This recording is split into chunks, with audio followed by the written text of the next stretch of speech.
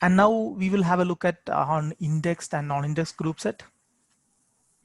Here, the difference on indexed and non-indexed is that I have shown you two pictures, one on the index side and one on the non-index side. If you see the non-indexed free wheel, it's typically you find that the teeth are more on the straight side, and if you see index free wheel, it's typically having a tapered finish on the teeth.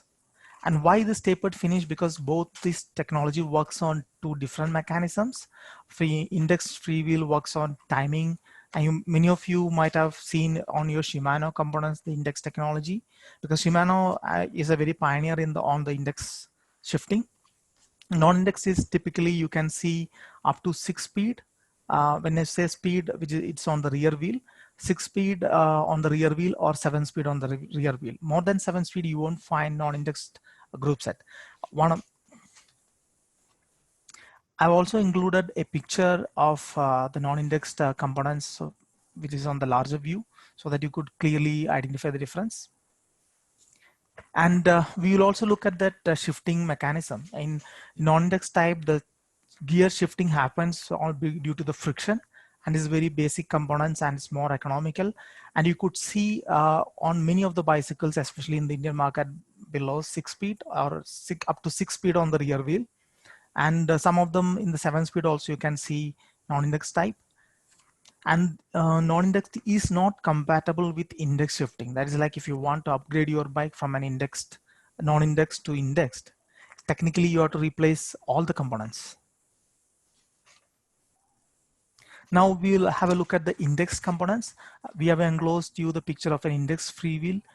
You can see how the tapered cutting across the teeth and the cassette. I've shown you both index free wheel and cassette on the same pane, so that you clearly will identify the differences from the cassette and the free wheel perspective. And now we will see the key advantages of index shifting. As we mentioned earlier, index shifting is mostly pioneered by Shimano, and it works on the timing. And you might have seen that when you shift this index shifting, one of the key advantages, like when you shift from one gear to next gear, it always moves one step to the next gear.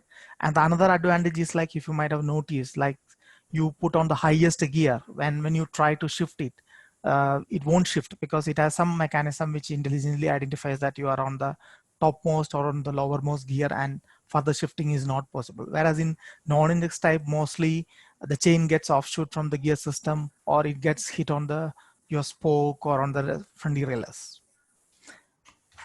And this index shifting is widely seen in bicycles which has 7 speed and above on the rear wheel, and this is more efficient and is widely popular.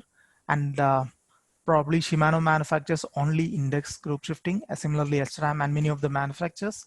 Only those manufacturers which makes very basic components up to 6 speed and up to 7 speed, they focus on the non-index type, and is very older technology, and which was used till 70s.